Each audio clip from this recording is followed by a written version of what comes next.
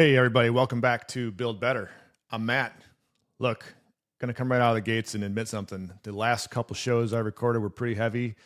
There's been some real life shit going on. Some of it I'm honestly still processing. But today we are back. We're back in business. We're getting back to our fundamentals on the show here. Getting back to talking about construction, talking about entrepreneurship and culture, and getting back to the whole purpose that we should be coming on these mics.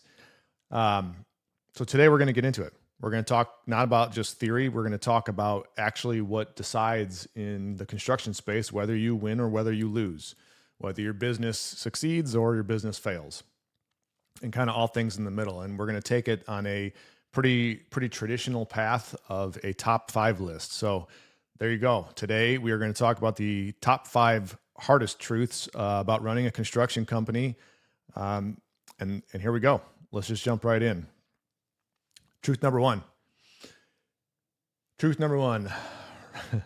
Revenue does not equal winning. Let me repeat that. Revenue does not equal winning. Revenue is let me rephrase that. Top line revenue is a vanity metric. It is a sexy thing to talk about. It is still probably the first thing that most people will ask you when they find out that you run a business, that you own a business. Well, how much money do you do? How much revenue do you guys do? What do you do in a year? None of that really makes a shit of difference. And now it can, okay? It can. And there are certain rules that as you scale in revenue, you should be theoretically scaling in profits, scaling in systems, scaling in your abilities and things like that. But it's not always the truth, okay? I would much prefer do far less in top line revenue, but yet make far more in bottom line net profit all day long. There's a lot to be said for smaller jobs. Now, I don't like small jobs personally. We have thresholds at Schaefer Construction that we try to focus on and try not to, dip too far below. But the reality is the smaller the job, typically the smaller the risk. And conversely, the bigger the job, the bigger the risk. Risk is what we do. And I'm not suggesting we should shy away from it. However, it is just something to consider. Scaling problems versus scaling profits. Okay, that's another thing. If your sole goal and your sole mindset is strictly to increase revenue, scale revenue, boost revenue, get taller and taller and taller, bigger numbers and bigger numbers, if you're not watching what's happening to the bottom line, you have a really good chance of going out of business. You have to make sure you're pulling both in the same trajectory at the same speed, or at least really close to it. And I can tell you, I've seen this numerous times, both within my own company and in companies I've been around and companies that we work with regularly. If you start scaling too fast before you have systems in place, before you figure out what your problems are and how to fix them at a certain level, if you start scaling too fast before that's figured out, those problems just get bigger and bigger and bigger. You guys have heard me talk about the holes in the boat theory, both on this show and plenty of other interviews I've done. And that's kind of it, right? If you have small holes in the boat when you're a $1 million company and you don't do anything to fix them or to address the issues at hand, when you stretch that boat out to a $5 million company or a $10 million company or a $50 million company, those holes just get bigger and bigger and bigger. And the bigger the holes in your boat get, the faster you sink. And then the faster you sink, the faster you drown. And then that's the end of the show, right? So just keep that in mind. You can easily run a $20 million company and still feel like you're broke as shit every single day. You can easily run $1 million company and feel like you're doing really, really good. So I'm not suggesting one is better than the other. I have a very growth-minded mindset at our company also, but it's just always something to keep in mind. All it takes is one really bad job and it can wipe out multiple wins in a heartbeat. So revenue does not necessarily equal winning. Remember that. Number 2, you control the setup. You don't control the job. What does that mean? projects don't really go bad in the field, okay? A project that goes bad in the field was started bad long before it ever got to the field. It started bad from the very get-go. Bad scopes, rushed estimating, misaligned expectations, poor communication with your client, poor communications with your subcontractors and your vendors. Sloppy pre-construction is a recipe for spending the next 12 months doing nothing but damage control. It is the easiest aspect of the project to control and fix at the front end. It is the hardest aspect of the project to go back and try to fix after the fact once it's all fucked up. So keep your pre-con tight, keep your scopes tight, keep communication open and effective in both directions. Nobody wants to get in the middle of a project and recognize that the mason wasn't completely in the loop, that he missed something on the drawings. This is not plan and spec, design, bid, build nonsense. Okay. This is design build. This is where we hold all the strings and we're all in this together. We're true partners on a project. So we're not looking to catch one of our specialty contractors in a gotcha, in an aha moment. You missed this, haha, now you're going to lose money and you still have to do it. That's bullshit. We're looking to continue relationships, which means we all have to be making money. We all have to have all of the scope that we are all supposed to have. And we damn well should have had these conversations to flush this all out long before any boots ever hit the ground. It just comes down to control. More control early means more responsibility and less headaches throughout the job. Truth number 3, cash flow will kill you. Cash flow will absolutely kill you dead faster than you can imagine if you lose track of it. You do not go out of business from profit, okay? That much I know for sure. You go out of business from not having any cash. You can be very profitable on paper. Your P&L can look great. Your balance sheet can look great. But if you have no cash in the bank, cold hard cash, liquid cash that you can grab at a moment's notice to use for whatever you need to, if you have no cash, you are fucked in this world, especially in this industry. Okay, cash waits for no one. Cash is the absolute king on any project. Billing timing versus expenses. These are things that sometimes we can't control. I'm sorry if you hear the rain. It's a downpour outside. You can't control the weather either, right? So weather delays, things like that still cost money. They still, even as a paper GC, you know, a lot of my subcontractor friends, they love to poke fun at us because, you know, quote unquote, we don't really do anything as a paper GC. Well, it's fun conversation over a bourbon and a cigar, and I'm the first one to poke and rib my buddies also. But the reality is we do, and we do have to front load a lot of costs in our world. And things like weather conditions, when it's pouring rain or when it's snowing or when it's freezing cold or whatever, these are all costs that have to be loaded ahead of time before we get paid by a client or a customer or a bank or whoever. And that's just part of the gig. So if you don't have any cash reserved sitting in your bucket next to you, you can be dead really, really fast. And dead in the water is not a good place to be. Let's talk about retention real quick. A good buddy of mine, Scott Pieper, he owns a business down in Tampa. Look him up. I've been on his podcast a couple times. He's been on the other podcast I was on a couple times, the Construction Corner with Dylan.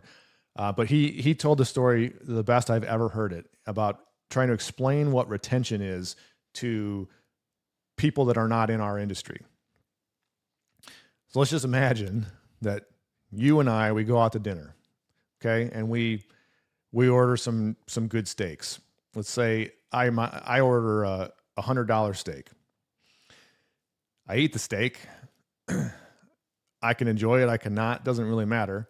But I eat it all. I consume all of it. The waiter, waitress comes and gives me the bill. I look at the bill and I say, okay, waiter, I am going to pay you $90 today. Okay. And then I'm going to wait. I'm going to sit on the last $10 and I'm going to wait.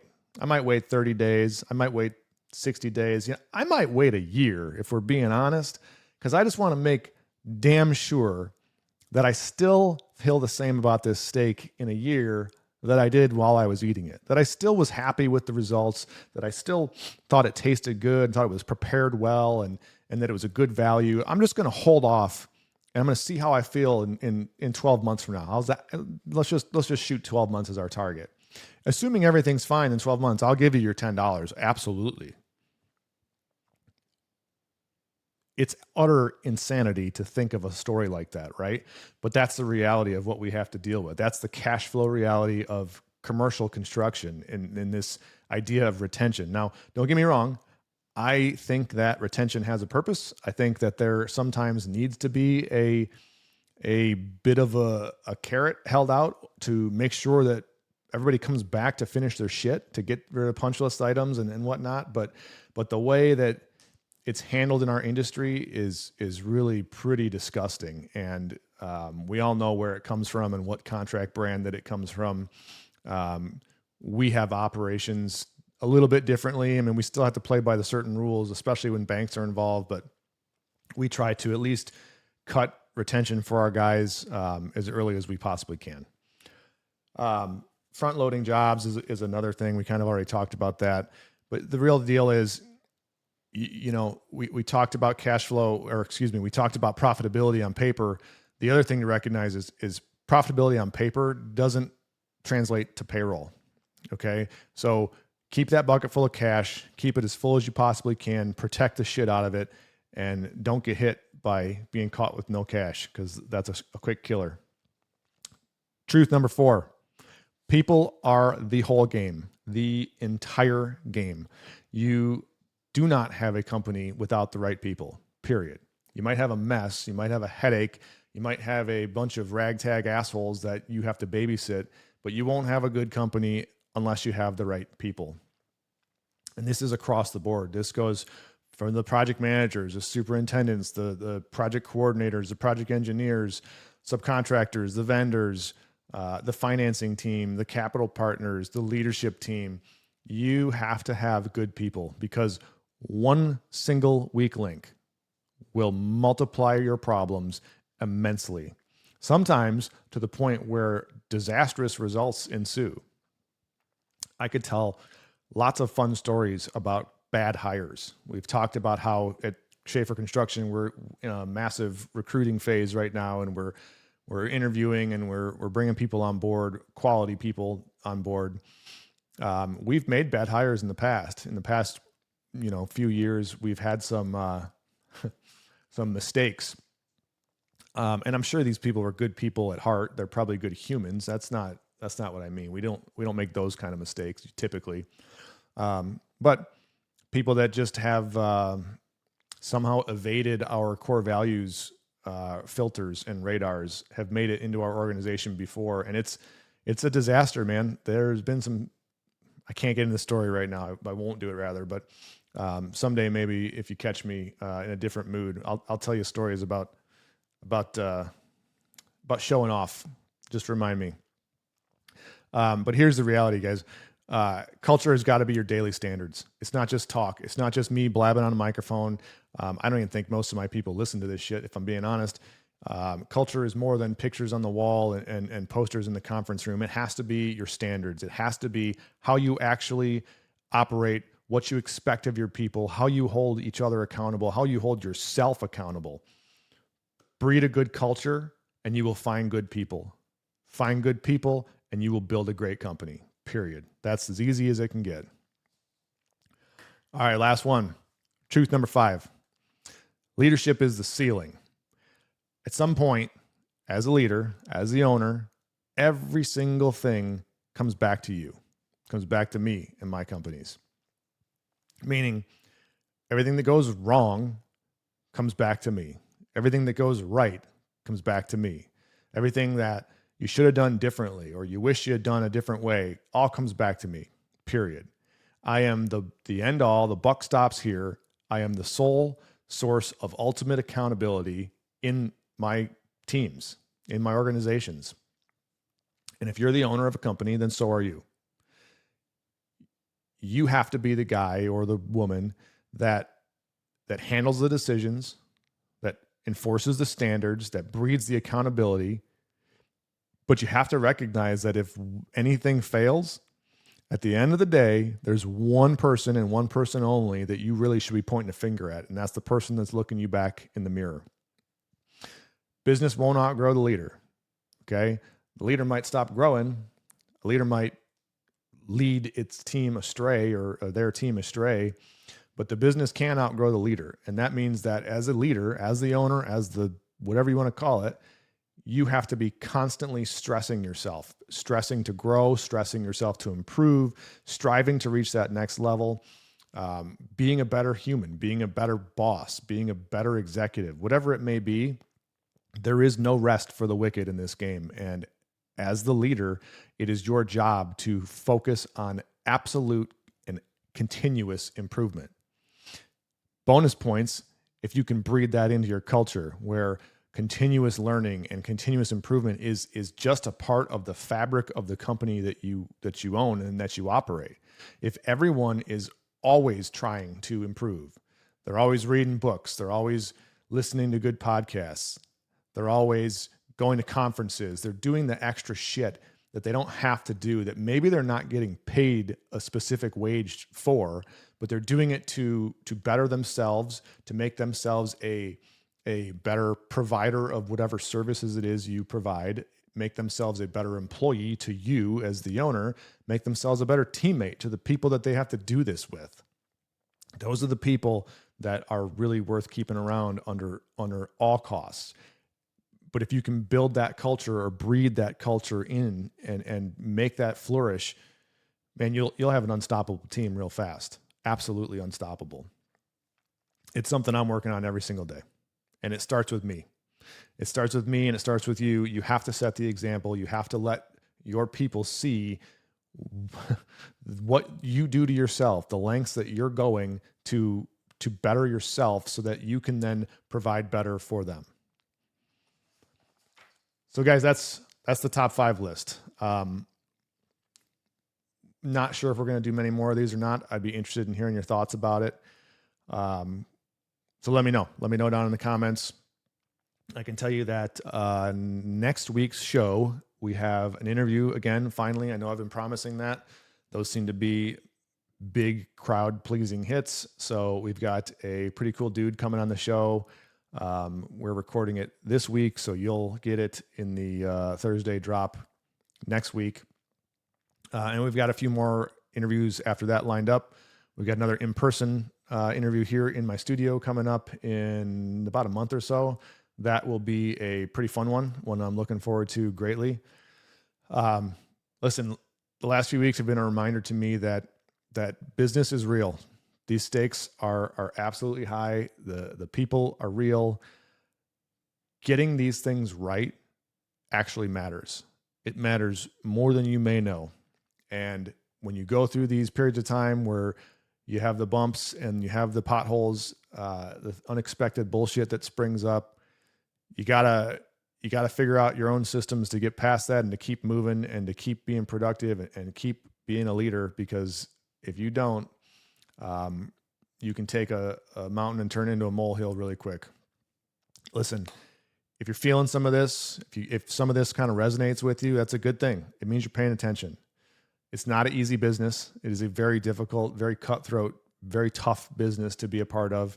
But if you do it right, it is absolutely one of the best. The construction industry in and of itself is the best industry to be a part of. That's why we're here. We'll be back next week. We'll see you.